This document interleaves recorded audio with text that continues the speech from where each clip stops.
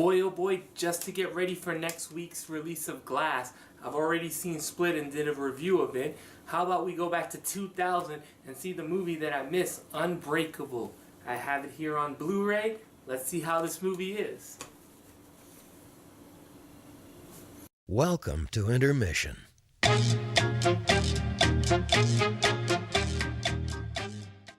What the fuck was all the hype about? Okay. Yeah.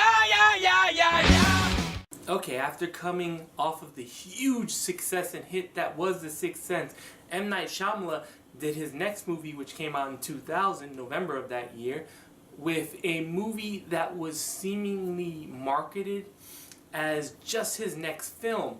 And a lot of the people who were looking forward to this were looking at the marketing saying, well, what is it really about? And then on top of it,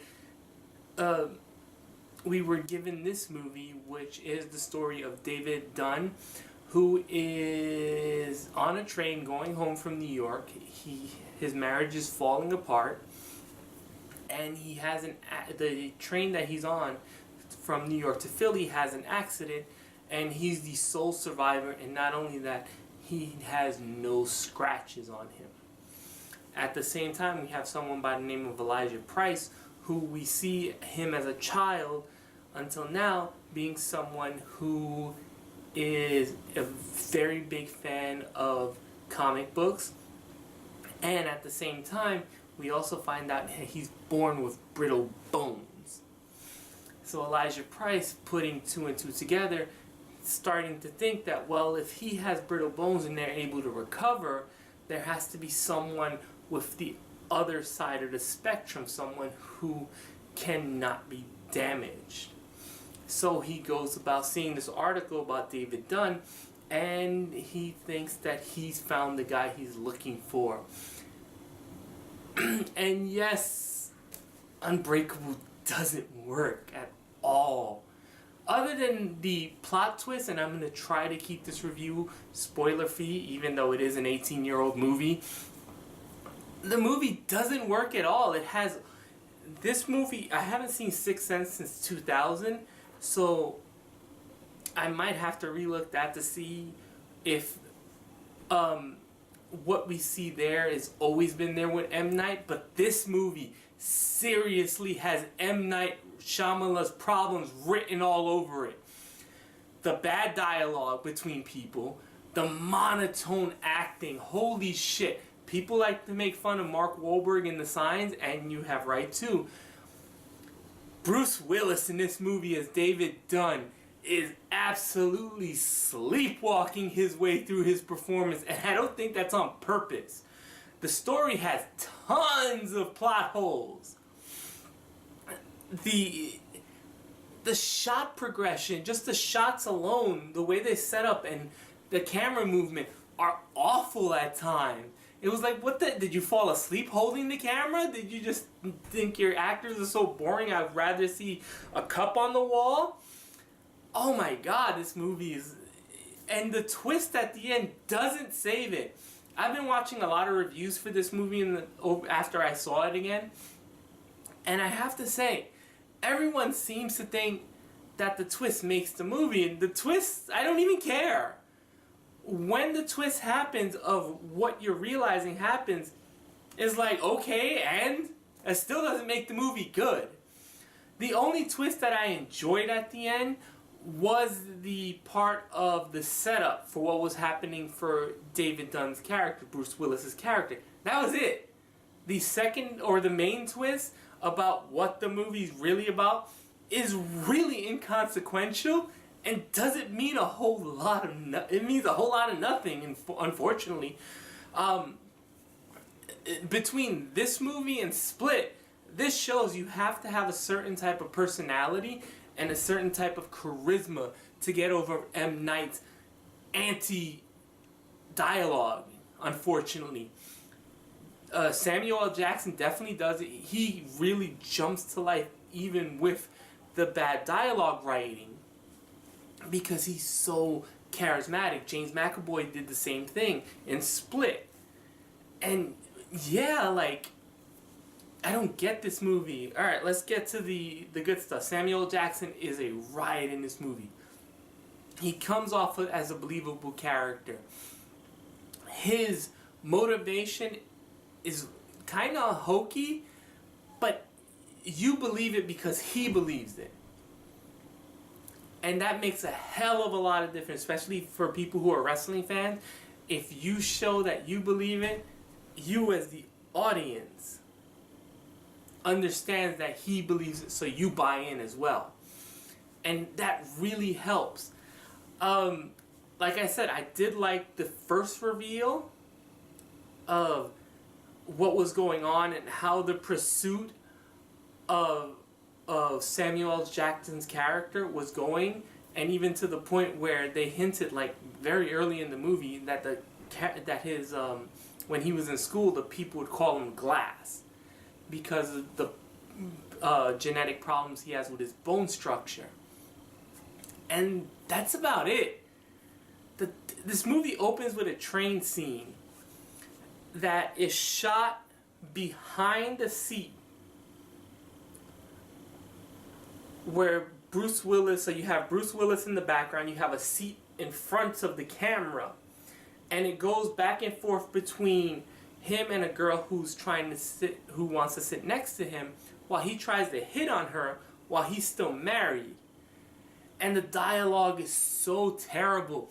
It really, as I was watching the movie, the only thing I could think of was people shat on Destination Wedding. That movie was literally just a single shot of two people in an airplane. The dialogue was way better. And it was just at least shot straight. Like, this movie, I was getting such a headache. Or I was just like, stay the camera the fuck still, because when it would pan from Bruce Willis to the girl, in between you would get that seat because it was in front of the camera. Bruce Willis is absolutely sleepwalking his way through this movie. I couldn't believe it. I was like sitting there like, and once again, if you listen to his dialogue, he talks like Mark Wahlberg from The Happening, where everything he says sounds like a question. And there were shots where the camera would pan away from cameras, or from the characters, and it would go to places and you would be like, what was the point of that? And this movie has a lot of M. Night's bad habits all over it. And I don't get why everyone just they don't say anything about it. They just let it go. They're like, okay, I like that twist ending. I didn't like the twist ending. The twist ending was like, okay, and what's the point? Once again, this movie's filled with plot holes. Bruce Willis' character is supposed to be in his early 40s in this movie, and when Elijah, Samuel L. Jackson's character, presents him with simple questions, he has no answers. Oh, don't you notice you've never been sick? Unless there was a part of the movie where he has amnesia, why wouldn't he know that? He goes around asking everyone else, oh, was I ever sick? Did I ever take a sick day? This, that, and the other. Like, how do you not know this shit about yourself? Oh my god, there's a horrendous scene between Bruce Willis, his estranged wife, who they still live in the same house, and their son, where their son threatens to do something. And I don't know how many of you people, or how many people who like this movie actually have children, but if that child threatened to do what he was threatening to do, you would not be there going, oh, no, it's all fake, it's all fine, don't worry about it, no, don't do it, everything. You would be flipping the fuck out. And the characters in this movie take it. This is M. Night is where actors' charisma goes to die And this movie is a perfect example of it, except for, like I said, the two people earlier, Jackson and McAvoy. I was actually kind of bored halfway through the movie. I was checking my watch a good 40 minutes into it. This movie's a slog to get through because there's just so many scenes that don't belong. Nothing goes anywhere. And when Bruce Willis' character finally accepts what he is, we don't really get an understanding of what he can do. So he can touch people and see things in their past, but only like, why didn't one of the people he touched, like he saw them having sex with someone? It always had to be something evil, and I guess I didn't understand why. He should have been like, there's a whole scene where he's walking through a Philadelphia train station, and apparently he touches everyone he passes, and everyone he passes happens to be some type of villain. No one's like, main pet peeve is, they spit out the wafer bread from First Communion. I just didn't get it.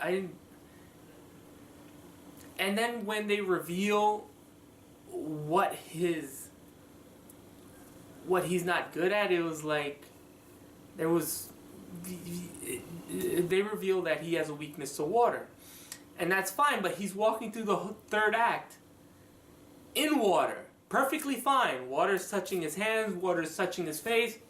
Doesn't fucking bother him the least bit. When they reveal how the water hurts him, it's like, no, that's how it would hurt anyone.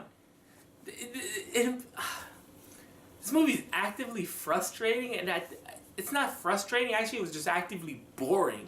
What's frustrating is the fandom, because I don't get any of it. Nothing of it was jaw-dropping. Nothing about it was screaming, this is a classic. Nothing about it was screaming it was good. It was a very dull movie, had tons of plot holes in it.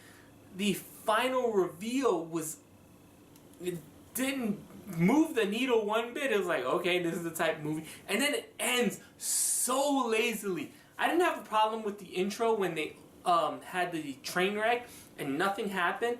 This movie ends with the two characters talking, one leaving, and then text. This is what happened, this is what happened, the end.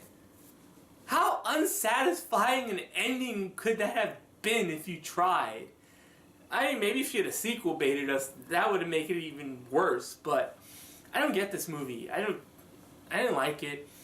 I thought it was very boring. Other than Samuel L. Jackson's performance, this movie is blah. And I probably won't watch it again. I don't care. So, Unbreakable. Damn, I think I just brought my own score down. I originally had this like at a 4. I'm going to give it a 2.3. I was thoroughly bored, and yeah.